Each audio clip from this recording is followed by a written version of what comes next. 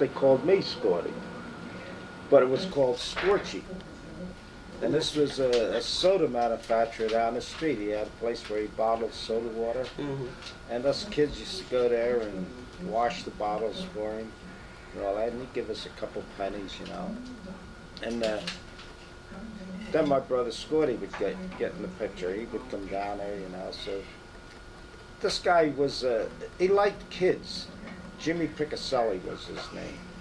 And he loved kids. He was always good to us. He'd buy us a piece of candy or something, because there was a candy store across the street. And he'd buy us a piece of candy. And we'd play ball in the street there, and he'd watch us play ball and all that. So then my brother Scotty started coming in the picture, because he was, you know, my mother was letting him Getting bigger. getting bigger. Go ahead, you can go half a block from the house. We weren't allowed to we weren't allowed to pass next door a lot of the time. And then he'd come here and he'd get in a ball game and all. And this Jimmy Piccaselli, this man at the time, he was in his 50s, I would assume. And he took a fancy to Scotty, my brother Scotty. But like I said, he didn't call him Scotty, he called him Scorchy. Scorchy. And then the name stuck to him. It didn't stick to me. Actually, first it was called to me. Yeah. And here my brother Scotty, he got, what, he was about 5'9". Yeah. Had to do with Oh being yeah, small, Scorty or- got, Scotty was, I think Scorchy Scotty was means squatty. Short. And squatty. In Italian? in Italian, yeah. Well, I don't know if it is in Italian word. It's just that some people made up their own words. Yeah. See, squitchy, you know, you're a little... I guess there's ways That's of... like, now what does scoochament mean? Scoochman means a teaser. Teaser, pain in the Yeah, neck. you're a scoochman, you're Yeah. teasing me, and... Which might also be where Scorty. No, Who's he on wasn't. that? He would get into things, and he would play ball. As small as he was, he'd hit the ball a good distance. Oh. And that's how later on in years, that's how he became a good baseball player. Yeah, most of our nicknames we got from Nanny and Grandpa. And you No, guys. my father and mother never nicknamed anybody. It was Well, who nicknamed us? You guys then? which? Well, Dolores, I remember when we were little, you used to call her Daddy Longlegs. Me, Somebody did in the I family. called that. every one of you kids by your Yeah. proper name. Yeah? As I grew up, I did. Well, who Because- gave Bucky his name? Bucky. I don't know. Somebody in Had the to be family Jock. there. Might have been Jock. Oh, maybe Jock. Because Jock was living with Bucko. the... That's right. That sounds like Jock, doesn't it? That sounds like Jock Bucko, Who's Jack? Maisie's husband. But Yeah. So wait a minute. Go back a little bit for us. Tell us, for everybody in the family that doesn't know, say Grandpa and Grandmom's name and all the brothers and sisters' names. In order. in order, Yeah. Yeah. well, my oldest sister's name was Minnie. Well, first your mother's name, Gayetana. official name was Gayetana, and my maiden name was Masito. Masito. My father's name was Antonio. People call him Anthony, but it's Antonio. There's no Anthony in Italian. Anthony's an Irish name.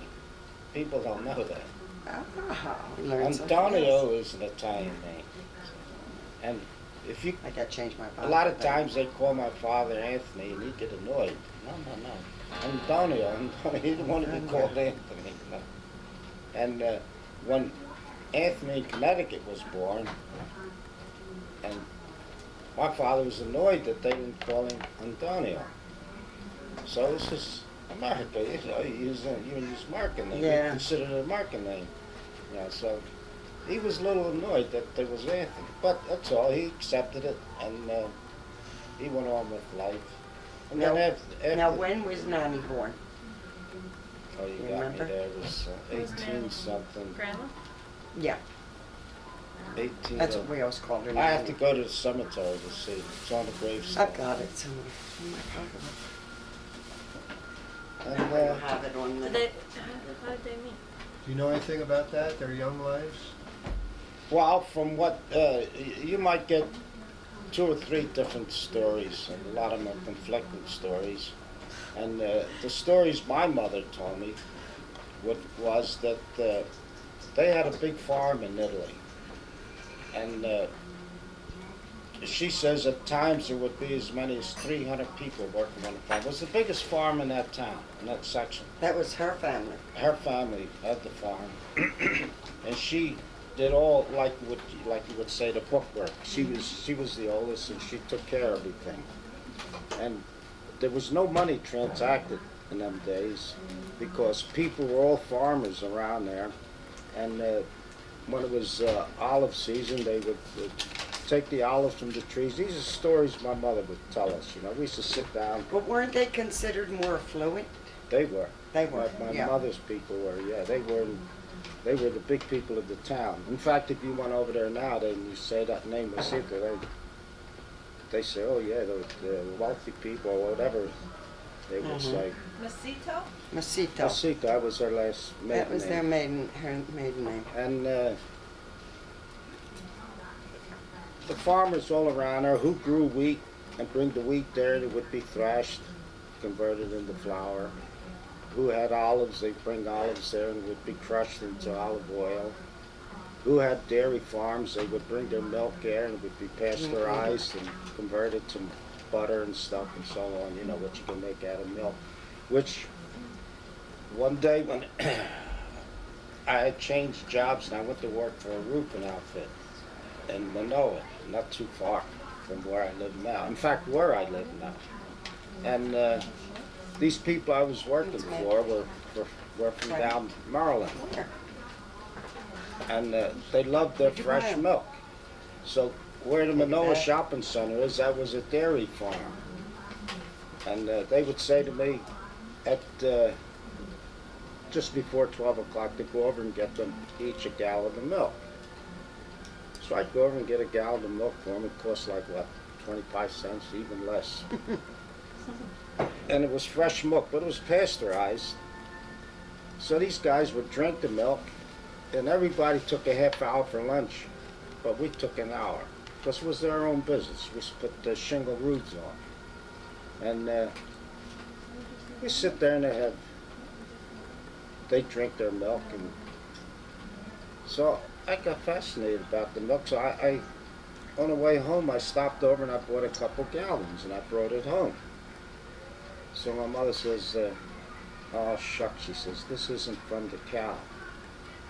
It's been pasteurized. In other words, she wanted it from the cow without it being touched.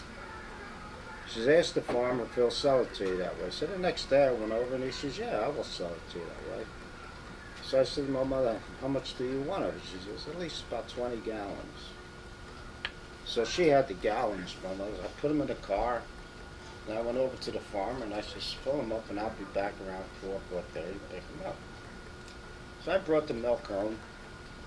I'm wondering, what's my mother going to do with 20 gallons of milk?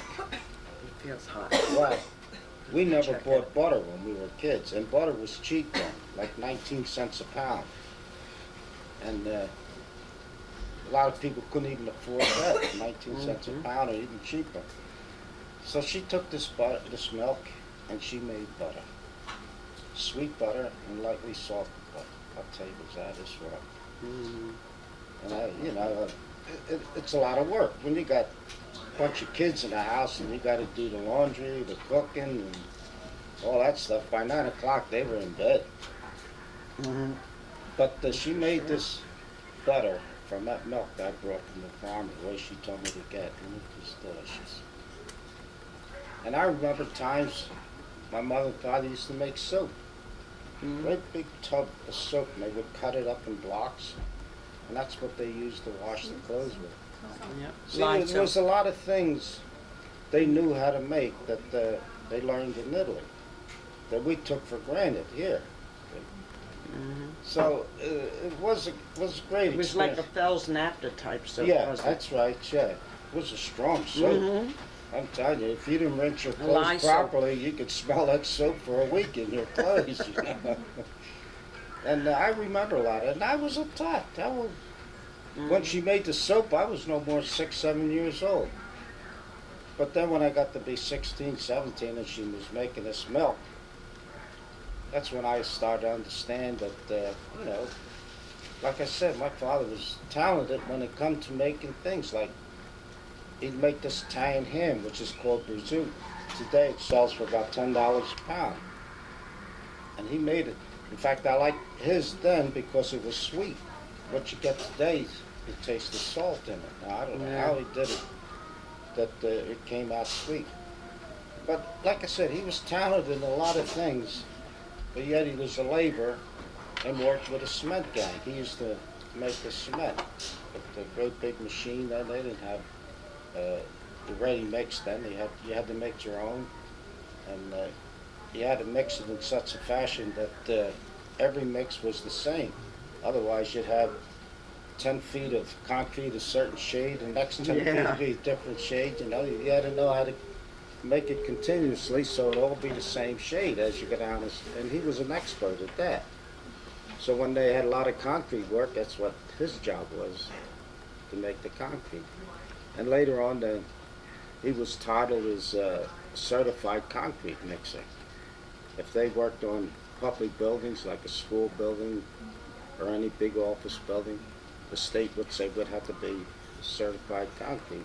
And this fellow, Jimmy Frank, his boss, made him get that title. But he was good. He knew how to make things consistent and kept it within range of the inspector's guide. Now, when he used to make the water ice, That was a simple thing to make. but nobody else was making it, were they? They Or were were they? making it, but you see what they were doing, the other people now. This is how my father used to. He used to go down the wharf and buy lemons by the crate. Yeah. And he would buy maybe 5, 6 crates. Mm-hmm. And that would only last about a week. He had a 40-gallon can. He used to put the water in there, and then he'd spend 2-3 days just squeezing lemons. Didn't have no electric squeeze. Everything Yeah, I by know, hand, you had by to. hand, squeezing the lemons and putting them in a gallon jug, and then he would screen it, take all the pulp out, so when you make the lemonade, the pulp wouldn't get in the lemonade. Right. So he would screen it, and we didn't have refrigerators in those days. You put them in the ice box. So when he would make the lemonade, he would put the water in the container, empty, I don't know if it was a gallon of lemonade. The regular lemon juice was nothing mixed with it. Just that was poured right into the water. Then he put so much sugar. So he used to buy sugar by the 100-pound sacks. He never Yeah, I bought it by remember little that. boxes or anything. And he bought it by the 100-pound sacks. And he put the sugar. Everything was measured because it always came out the same consistency. Taste was always the same. Mhm. Then he had this wood trough, you know. Wooden bucket like. Yeah, you put the can in there and put ice all around it. Then you had to put rock salt on the ice. That made the ice get colder yet. And then we used to turn it. You had to hold the lid with one hand and spin it and keep spinning and spinning it. I got so good at it, I could spin that thing with just one hand. Once I got it going, I spin it with one hand. And that took about 20 minutes. 20 minutes, half hour at the most. And that- Long half all hour, that juice, though. huh? A long half hour, though. It seemed long because, and then every so often you stop, you take the lid off, and he had what they call a shaver. And he shaved the side because it would freeze and stick to the side. He didn't want it to stick all the way because then it would be chunky. It would stick to the side, and then he'd whirl it like you put a beater in something to keep it from getting lumpy. And like I said, this would take 25 minutes, half hour, maybe a few more minutes, whatever. And the thing was just as tasty as could be. Real creamy. Now, during the time of the feast, we'd have to make one, put it out there, and your father was the guy who used to sell it most of the time. And I'd be in it. This is when I got a little older, Mhm. and I'd be back there inside, we'd make another one. As soon as you make that one's sold already. They put that out All there. he made was lemon, though, wasn't it? In the Or early did he- stages, yeah, lemon. Couple Then times, what did he get to making? he made ice cream several times. Yeah, but I mean, of the water ice, what No, are they? just lemon. Just They the were- lemon? Yeah, What people time used. was the feast? The feast was a religious thing. Once a year, It wasn't was it? no, it would be 3. Yeah, just in June, most Oh. like 2 of them in June, 1 in July, or 1 in August, something like that. There was 3 different feasts. And they would take the saint that they're celebrating, and that saint would be like maybe 10 foot tall. And they put it on carriers. And the men would carry the saint around the streets, Like in and they the, had ribbons hanging down. And the people would go out there and pin dollar bills, $5 bills, whatever you wanted to give, you see. You could always tell who the wealthy people were because they pinned $20 bills, $50 bills, $100 bills, things like that. So, then at night, they'd have what they call a greasy pole climb. And they'd get a tree that took all the bark off and cleaned it real smooth, and they coat that tree with grease, regular axle grease. And guys would go over and sign up and say they want to be the grease pole climbers. So it'd probably be maybe 10 of them that would climb this grease pole.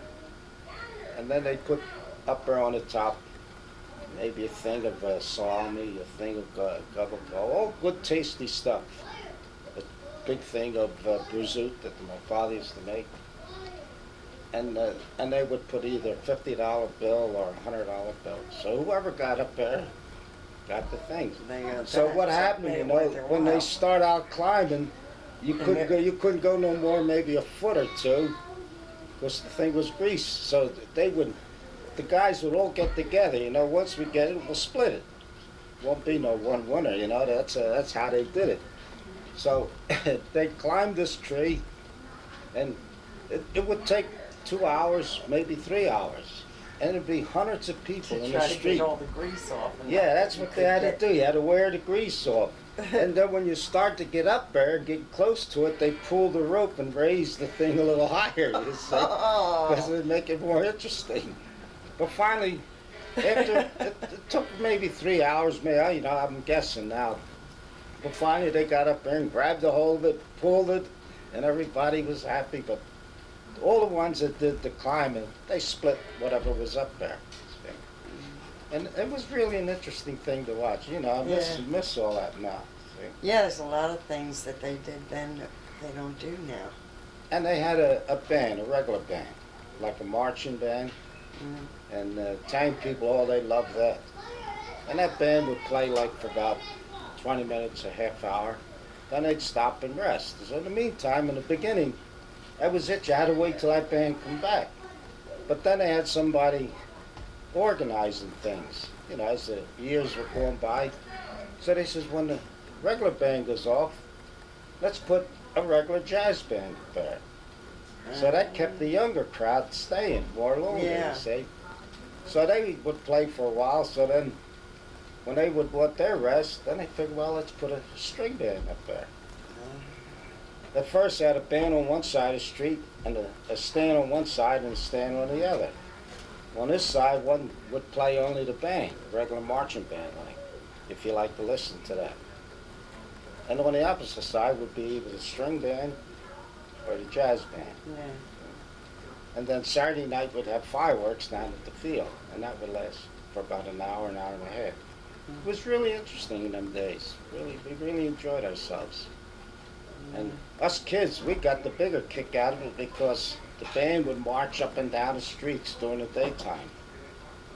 Go maybe one block this way, one block another way, or go straight up Vine Street up to 64th Street, get some of them people to come down. You had to draw people, you know, to Yeah, have keep it fun. going, Because keep the money we going. actually, our neighborhood, I don't think we were much more than 30 Italian families. The rest were like Irish, English, and Germans. In fact, we really invaded their neighborhood. So we weren't that many Italian people. The big Italian section was 64th Street or Yeah. 49th and Thompson. So, 66 was. yeah. Well, when Yeah. you lived at 66, there was still a lot of. There was a There was a mix. mixture there, yeah. Yeah. It still But the is a one mixture. side of the street, across the street from us, further down, was all Italians. You mean in your same block or Basically. across London? No, in our same block. where Freddie Giuliano lived? On that side was On that side was mostly all Italians. yeah, there was some other nationalities there because Yeah. when I got into the trade that I got into, I was people were remodeling their bathrooms, Mhm. and it was quite a few that they were either Irish or Ah. German or English, whatever, you know. Now up further, I think was basically all Italians. Up wasn't it? further was no houses. No, where they Where call the- it Spaghetti Bend. Where the club is? Oh, you mean the other way, going north? Yeah, yeah. Oh, yeah, that was all Italian. Yeah, up that there, was yeah. all because they used to holler out when the bus would come down that Yeah. street, and even the bus driver would holler out, "Spaghetti Bend coming Yes, up," benders, spaghetti's benders, yeah. and that's what they call them, Spaghetti Benders, and they called it Spaghetti Bend because it was all Italians, Yeah. that whole section there, and that's what they call that. Today, your what's her name groups would have a field day with something like that, wouldn't they? The what do they call that? What's that? Prejudice. Yeah, I know prejudice, but I'm talking about the no civil liberties. Right. They would have a field day with a bus driver calling out Spaghetti Bend on a certain area. They'd have Well, I a don't fit and a know. half, you know. I mean, people To take. tell you the truth, I don't know how they would react to it, but there were a lot of Italian people that were very arrogant about that. You know, when somebody would say a Mhm. name, they right away when would want to start an argument or a Yeah. fight or something. But they didn't understand at that point that it was only a joke. Yeah. They didn't mean anything by it. Well, And even today. then it took a while before it. Yeah. But I know when I was a kid, I never knew this about my dad until I met his friends. When this fellow Tony that married my sister Rose, yeah, Tony Fama. yeah, they lived in Glassboro, New Jersey. Mhm. So when my father went over there, you know, to meet the family and all that, here across the way, not too far from him, was friends of my father that came from Italy. And when they seen each other, oh my God, I mean, it was like two people Yeah. never saw each other for years and years. Well, which they didn't, because when my father came to Philadelphia, to America, he first went to Pittsburgh, stayed there a while, but then went back to Italy, and he come back again. The first time he wasn't married. I think when he went back, he got married, and he didn't want to stay in Italy because there was no future there. And what really aggravated my father is when his father died, my father was in school. Now these are stories my father told me. He was in school. So his father died, and then his mother remarried, and the stepfather took him out of school. And that annoyed my father. Because he learned to write his name, he learned to write numbers and all. And he wanted to go to school, so the stepfather says, no, we need you on the farm. Well, that's when he ran away from home. He actually lived on his own. And a lot of times he lived in a cave. A cave. Yeah, he told me all these stories. Yes. Your father thinks I don't know these stories, you know, but your father was telling me at the day of the funeral, did you know Pop lived in a cave? I says, really? Did he? I know, my father told me all these stories. So, in Italy, people today are living in caves up in the rural mountains. Yeah. When my wife went over Italy in 1965 to see her father, Mhm. and there were people still living in the caves. They were real poor people. They just couldn't afford to live anywhere else. Well, anyway, getting back to my dad. We went over to Glassboro, New Jersey, and he met these people. Oh, then you couldn't keep my father away from Jersey. So I didn't mind going over there either, you know, spending a Sunday, because it's really country. It's like out here. That's how it Yeah. was. It was really country-like, you know. And it was interesting, like asparagus time. This friends of my people, they had asparagus farm. So this fellow says, you want to see something? So at nighttime he would take me in and says, we watch these asparagus so you can actually see them moving, growing. they grow right under your eyes. You could actually see them moving when it's asparagus season. It's all right. So I'm enjoying all this stuff. The friendship, food was plentiful, and all that stuff. So my father and this other fellow that was my father's age, I heard him talking in Italian, and I heard this fellow says, Antonio, he says, you remember the time in Sicily when we did this and this, we went here and there? So, well, because he thought I was here, and I was here enough, but I was pretending I wasn't. And they were running with other women while he was going with my wife, and with my mother, but they weren't married yet. So, he says, that's all over with now. He says, we had a good time. My father would go like that, and I never forgot. But when I used to go down and cut his hair, wash him and all when he was living alone, he would tell me more. And then I would say, I said, Pop, when, I forget this guy's name, but I said, when he was talking to you about your young days over there, I said, why'd you go like that? He says, let's forget that. I said, Pop, everybody takes a little gander now and then. I said, what's wrong with it? You weren't married then. But then he says, well, let me tell you the truth. After I got married, I never did that. No? I said, you were in America for a while. I said, come on, you're asking too many questions. Yeah. So, but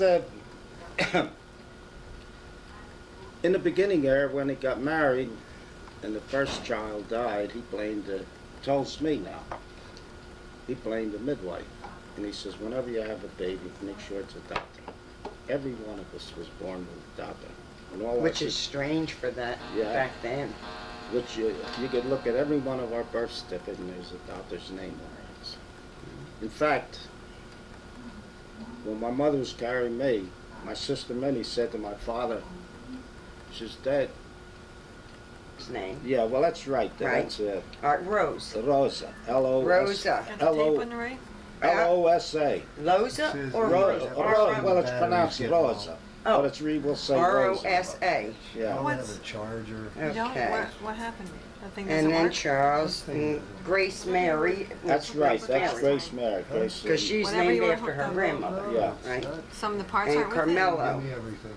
Carmelo. Battery- That's right. See, battery- boy's name was, Yeah. ends with an O. And, Carmela ends with Carmela. an A. But now today they're using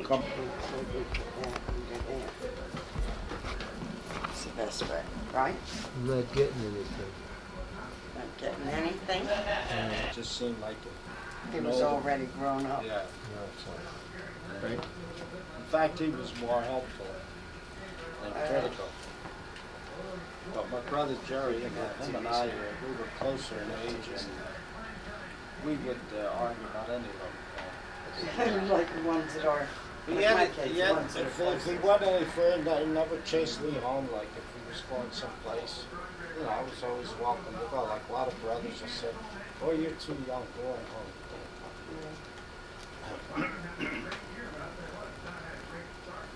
Now Louie and my father used to get into it quite often, Well, didn't they? Louis, Nicky, and your